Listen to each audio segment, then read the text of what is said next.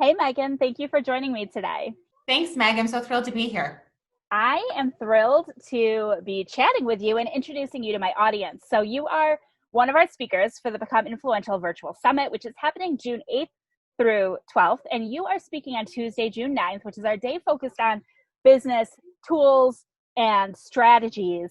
And you're speaking on a topic that's near and dear to my heart. You're speaking on intentional inclusion. So, I will dive into kind of what that means and why it's important. But before we do that, I'd love to learn more about your entrepreneurial journey and your journey as a parent.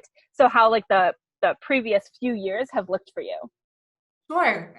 Well, as you said, the topic of inclusion is one that is near and dear to my heart as well. And it really is integrated throughout my entire life, my personal and professional life, and certainly my journey as a parent. I have two children. I have a 10-year-old daughter who is just wrapping up her last year of elementary school through e-learning. And I have a newly 7-year-old son, his birthday was last week, who is wrapping up first grade right now. So currently, I think I mentioned this in our session, my home is a busy juggling zone of two work from home professionals as well as two learning from home elementary age children. My career path and journey that has led me to the entrepreneurial point. I worked in corporate America for almost 20 years in a very competitive, male-dominated industry. I was always on the side so growing up, working, managing a lot of direct relationships, as well as over time moving into leadership roles. But throughout my entire career, I had a large focus on diversity and inclusion and the advancement of women. And that is what led me to my entrepreneurial career and where I am today. As I reflected upon where the industry that I grew up in, the insurance industry, stood in terms of achieving its diversity and inclusion objectives, it frankly was very stagnant. I think there was certainly some genuine intention and desire to grow and to become more diverse. I think there was certainly some checking of boxes as well. But even in the most genuine of cases, that change really was not happening. And digging into that, the underlying reason is the culture of organizations was not changing. The culture of the industry was not changing. And so I launched my own company, Cultiver, which is an advisory and coaching practice, in January of 2020. And the mission of Cultiver is to foster cultures of inclusion. For it's these cultures of inclusion that are imperative to welcoming, embracing, and advancing diverse talent, as well as for truly developing innovative organizations. And So I that's a think little bit of who I am and why I'm here.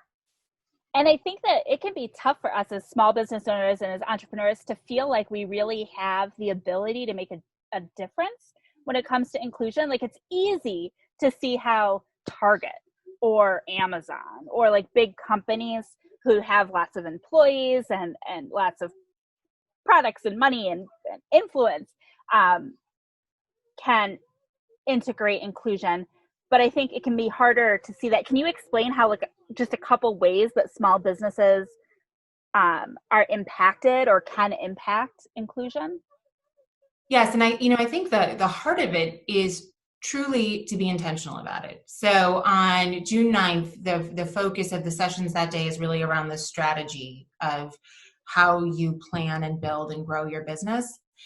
And inclusion fits within that. You have to really understand and embrace what inclusion means to you, how it supports the vision and the broader strategic objectives of your company, and then ensure you're intentional from the beginning, from day one, in terms of how you contemplate your customer base, how you contemplate potential strategic partners, with whom you speak at events or with whom you collaborate on articles or on certain features or product offerings, not only in identifying them, but then in welcoming them, in making sure that you're using language that your entire audience uses, that you are using images and references that resonate with them so that your audience feels this sense of belongingness, but also that their uniqueness is embraced and respected and welcomed. And so, we'll address some specific actions that you can take as a small business owner, but when it comes down to it, it's truly the intention that matters.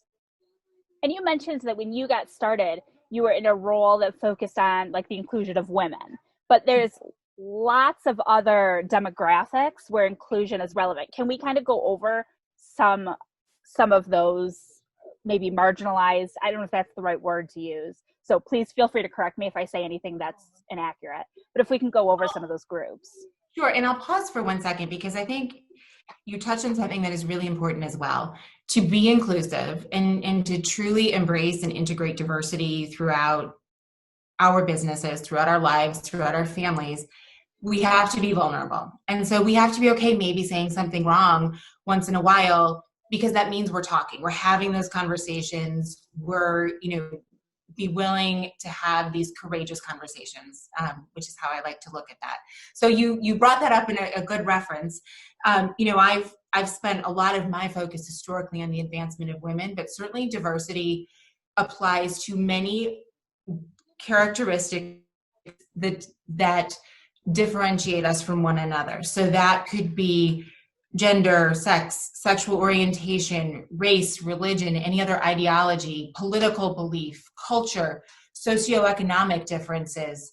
There are many differences right now in which we have characteristics that either through our life experience or through conversation or through just, looking at one another, we could say, okay, there are some differences.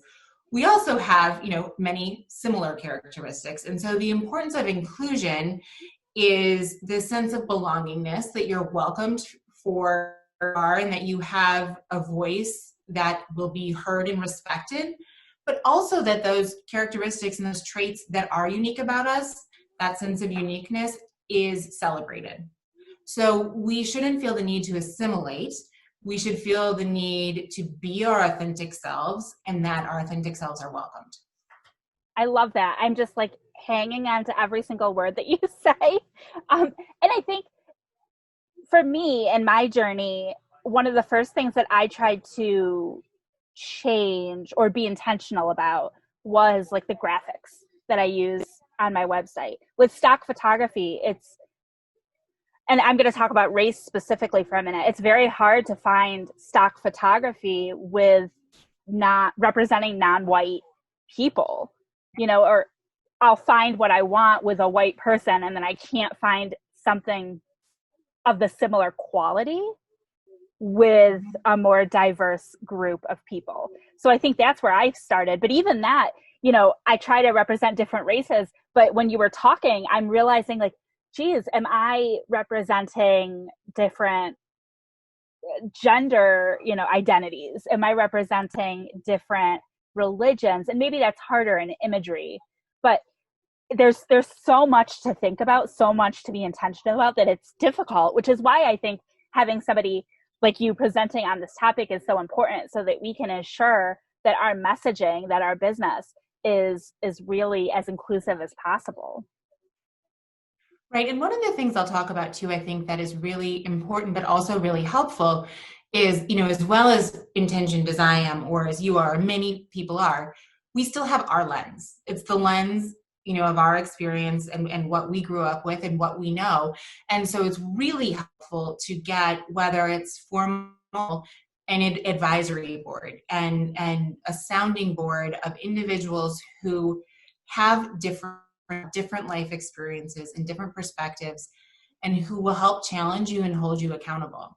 And so who might, Meg, we notice you've been using, more diverse from a racial standpoint or images, but there's no intersectionality in how those images, or it's not as good a quality, or there's no,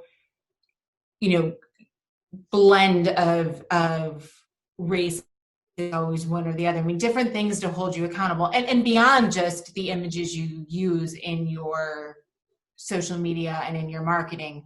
But I think that perspective goes back to that vulnerability and that willingness to say, okay, part of my journey is I truly want to be inclusive, and it takes a village, like everything else, in order to achieve. Who's your community? Who's going to help you? Who's going to champion you, but who's going to hold you accountable? And I love that. And I love it, kind of wraps it full circle back into having to have those uncomfortable conversations and having to be willing to be receptive to uncomfortable recommendations and advice. Like, you know, you're asking people to call you out on things that you're not doing well, and then being willing to reflect back on that and make the changes for the greater good. Yeah, it is. And I think, that it was really fun to prepare a session, first of all, because it is something I'm so passionate about, but also the parallel we talk to our children and what we wish for our children, that we wish for them to be seen for who they are and well and succeed for who they are. And, there's such a strong parallel for our business. That's how we want folks to feel us. That's how we want them to think about our business, how we want them to think about us in terms of engaging with us, how we want them to talk about us. And so that same level of intention, and as parents, certainly we're so familiar with having uncomfortable conversations with our children, that parallel resonates too. And if you're not familiar with that yet, if your kids are too young, be prepared. It will come. Buckle up. Yes, exactly.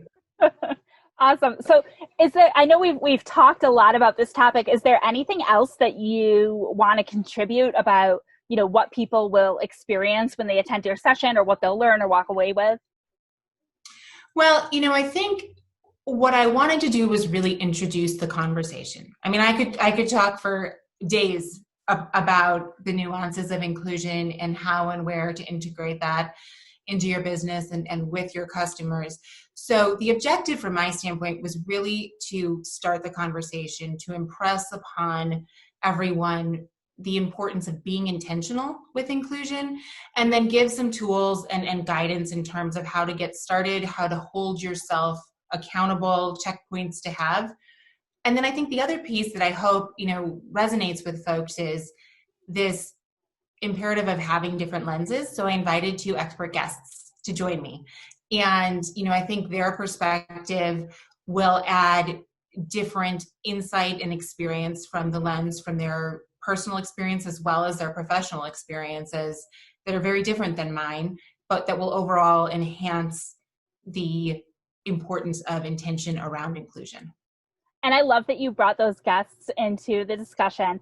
And after talking to you and, what you just kind of mentioned so far in this episode, it's made me start to think about possibly pulling together some sort of a mastermind community and trying to find people like you, using your words, with different lenses, where we can all kind of help each other to ensure that our businesses are as inclusive as possible. It's just something that for me has always been really important, is that I want to be a person that is open and willing to serve everybody, and that everybody is comfortable coming to, and things like that. And in my family, I have a blended race family. So I've got mixed race children, which is kind of what fueled it on a personal level. So I really appreciate you bringing so much value just even to this episode. I think this short little introduction is a great amount of value as to